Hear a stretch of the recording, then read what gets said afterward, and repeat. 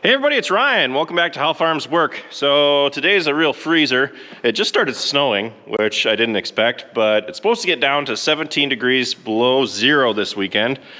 And that means that we need to make sure the cows are all fed, they're all bedded down, and that they got plenty of feed. So what we're doing today is we are going to be hooking up the feed mill back here, and we're going to be taking the jump auger here down to the bin, and we're going to be using it to move the corn from the bin up to the auger on the feed mill. We're going to mix it up. Speaking of which, I need to run to live feeds right now and get some baby beef to mix in there. I'm going to do that right now, and then we'll take it out and dump it into the creep feeder, which I already have set up in the steer lot. So Travis is currently not here. As you can see, the 7600 is nowhere to be found. We could hook up to the 4020, but how the steer lot is for snow, there is no way we're gonna get the 4020 down there without the chains on, and even then, nah. So Travis is currently down at the valley with the 7600. He's gonna be back in a little bit. He's gonna hook up the feed mill. Hopefully I'm back before he gets here so I can help him, but we're gonna hook everything up and get the cows fed. So we're gonna run to live feeds right now and get a bunch of bags of baby beef. I got my grill cover put on the truck because I'm still using it to feed calves, which I'm probably gonna go do that right now. So I don't got the buckets in the back when I'm trying to load the bags up. Come on, Rocket, let's go. Come on, buddy.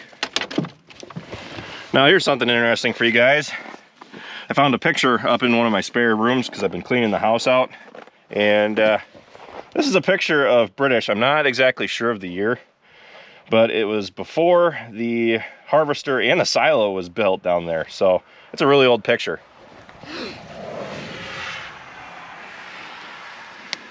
So a little bit has changed here. The garage hasn't been built yet. Corn crib looks new. Machine shed is new. Barn, the old tin roof looks old on it. And it got additions put on the sides, which just happened recently, it looks like. The pole shed up here does not have the lean-to put on it yet. The silo and the harvester are future to be built right here. And the cement foundation has a building on top of it. So that's where we feed fodder bales for the cows to lay on for a little bit of a windbreak. But otherwise, I mean, there's a couple of these smaller buildings here that, and oh boy, there's a tractor right there with what looks like to be a feed mill on it. That's pretty cool. I found that picture and it's not doing me any good sitting in a spare bedroom, so I'm gonna give it to Travis.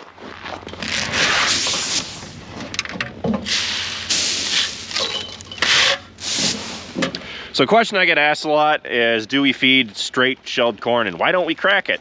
Because when you crack the kernels, the cattle are more able to utilize those kernels. It's more efficient because they're not just passing it straight through. And the reason being is because we don't have a way to crack the kernels when it comes out of the bin like we're feeding.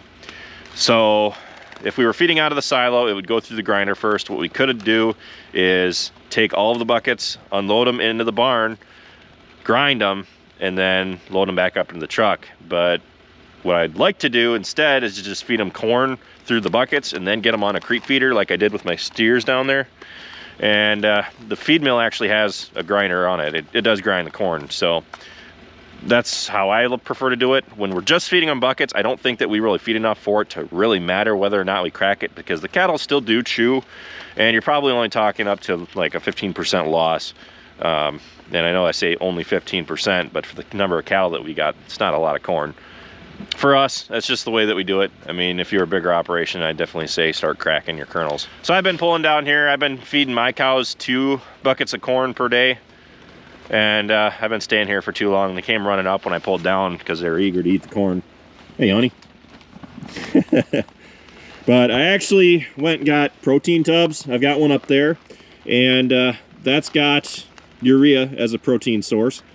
And the reason I started feeding protein is because I learned that by giving them as many nutrients as possible, other than just trace mineral salt blocks, by throwing that extra protein in there, what you're actually doing is extending your feed out, because when cattle don't have a proper level of nutrients in their systems, what they'll tend to do is overeat. So what I've noticed is that since I put that protein tub in, I mean, it's lasted about a week and a half so far, and there's just under a half left. And I noticed that they're not eating bales as fast. I've been feeding about a bale a day, and then after I put that protein tub in, a bale will last a day and a half now, which I find kind of interesting because the cows aren't overeating because they don't probably feel like they have to. That combined with a trace mineral block, which is on the ground, one of the cows is standing there licking on it. I found that has really helped get the herd out to a better condition. And right now I'm planning on keeping the cows. I just really can't justify getting rid of the cows because I do think it is the bull, and I plan on selling him and then spinning around and buying 2 bulls to be able to breed the herd this coming year. And then if I have a problem, well, then things are really serious. So I decided to just wait to breed them until this spring, because if I were to breed them as soon as possible, what would happen is I'd have fall calves, and it'd be harder on the cows, harder on the calves, and that's just not something that I really want to be doing. So I like spring calves because I can let the cows out to pasture. They got all summer to fatten up before we put them in the steer lot, and that way all the cows are timed to be at the same time so that all the calves in the steer lot are the same or close to the same size. Let's go ahead and feed these guys. Oh my God! Okay, it's happening. What's the procedure, everyone? What's the procedure?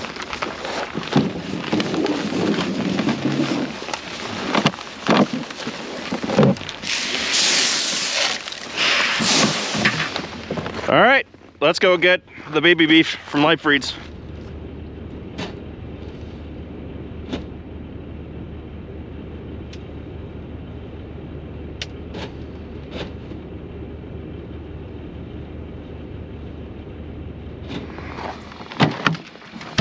We just got back with the baby beef. These cost $17 a bag and some change.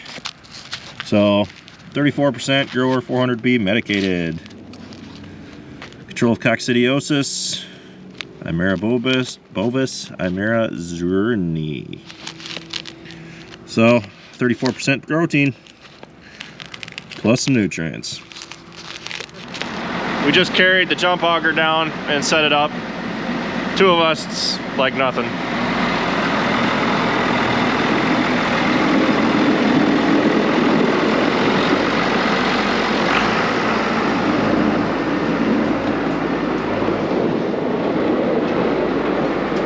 These feed mills are really hard to find anymore, and the ones you can find are so expensive. This one, we got it off of the neighbor's farm auction for I think 1,500 bucks, which I think was a really good deal for how much we don't actually use it that much, but for how useful it is when we do use it.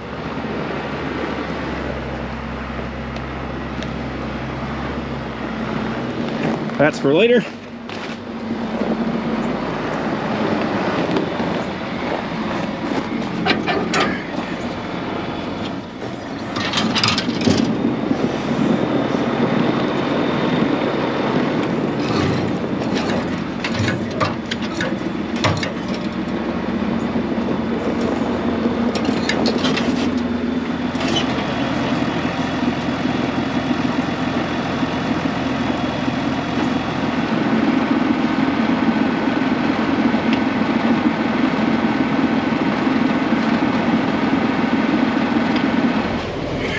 Travis just put a new charger in there. He's pretty proud of that.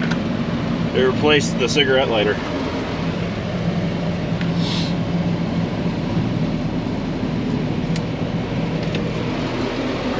I'm running the hammers in the feed mill, and that's to grind up the corn.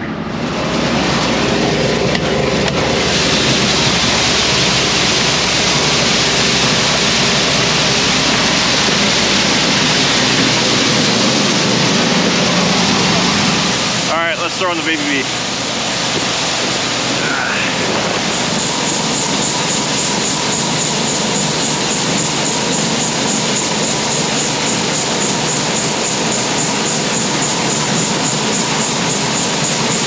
Just through the window you can see that the kernels are really being ground up.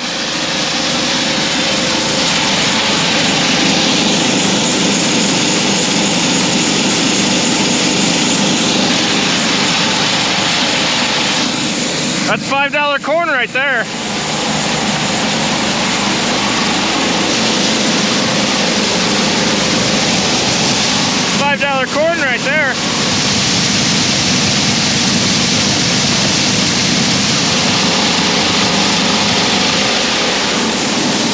Now there's actually a magnet to catch any metal that might make it into the cattle's feed right on the intake there.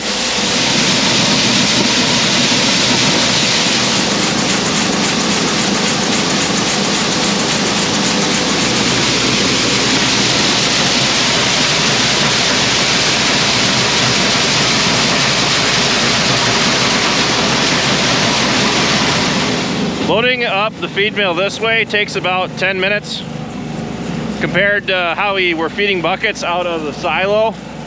Could take anywhere between 10 to 45 minutes depending on how fast it was feeding out. So doing it this way, I mean, loading up the corn's a heck of a lot faster as is.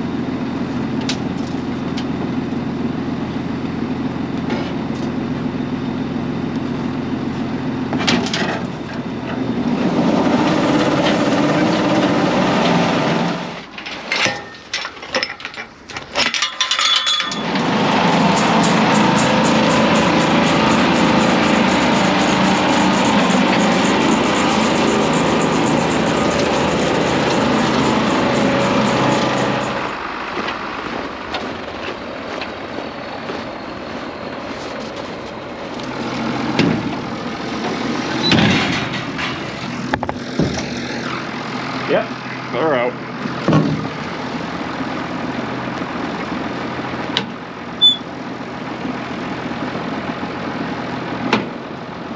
Once he fires it up, we're gonna go ahead and start unloading.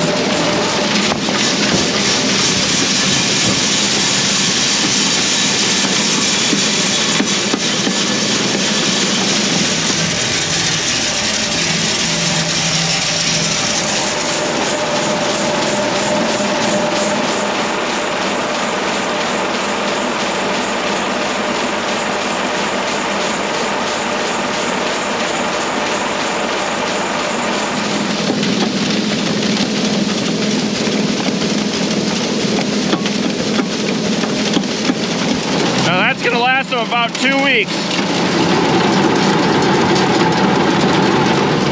We always got to make sure that we empty it as much as possible, because if we don't, what'll happen is the powder will collect on the bottom of the feed mill and it'll rot.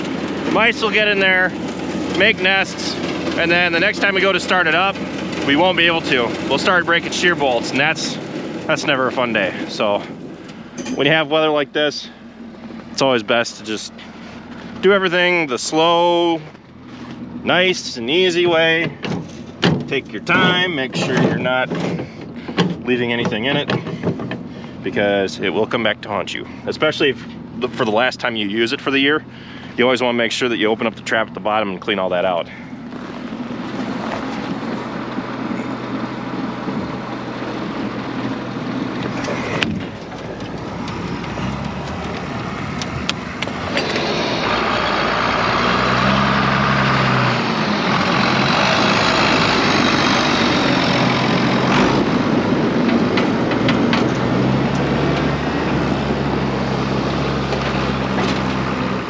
think with that grill cover on there, the truck does warm up faster. Rocket. I'm actually looking at selling this one. I bought this. Mom drove it before me in 15, I think it was that I bought it from her, or 16. And it was a good car, but it's just gotten to the point where it's not totally reliable. The brakes and rotors need to be done on it. But it's got 107, 109,000 on it now. And it's gotten to the point where I just don't really want to drive it anywhere because of any issues that I might have. It blew a head gasket. I had that done, but ever since I've had that done, it's taken about a quart of oil every week, every other week, depending on how much I drive it. So between that, it's got the engine lights on, and I'm thinking about just going and buying a new car, as much as I don't want to, because I don't like having to drive my truck around anywhere, because it's pretty much the only reliable vehicle that I have. I think this one might have a bad temperature sensor too, because I'll be driving down the road and the temp just goes nuts. And then after I shut the motor down, restart it, everything's just fine. So it sounds like a temp sensor to me, especially after I had issues with the head gasket and it overheating. That can really mess up your sensors if they get too hot at any point. But I did have it replaced, so I don't know what to think there. But yeah, I'm looking at something new, so. Anyway, Rocket, should we call it a day? I was gonna put out bales for the cows, but ever since I put those protein tubs in there, they always seem to go a day longer now. So today was supposed to be the day where they absolutely needed hay, and they still had plenty left, so. All right, Rocket, what do you say we call her a day? I gotta go inside and make tomorrow's video. I actually got locked in the machine shed a couple days ago because we got a bunch of snow. It got really cold, so it got hard. I had to sit and shovel out the shed doors. I got one open enough so I could get into the machine shed, and I turned on my heater to unthaw the other one so I could get the JCB out and plow it out. And after I got this one open, I ran the heater, and it must have warmed up in the shed to where this door got stuck shut. That was probably my first mistake, was shutting it in the first place, but I was trying to contain as much heat as possible. And I actually couldn't get the doors back open. I wanted to come back out to chisel away at the ice under the door, and I couldn't get it back open. So I got that solved. This is just a really difficult time of year. So thanks for watching this video, guys. Be sure to check out all of our other ones. Be sure to like, comment, and subscribe, and be sure to follow us on Facebook, Instagram, Twitter, and Snapchat. All how farms work. And as we head into March, I'm going to start picking up my schedule a little bit and start posting more. But right now, it's pretty much the same things every single day. Feeding cows, making sure that they got plenty of bedding. None of the waterers are froze, which we haven't had any issues with the waterers this year, which is knock on wood. But it's a great thing. So anyway, I'll see you next time, guys.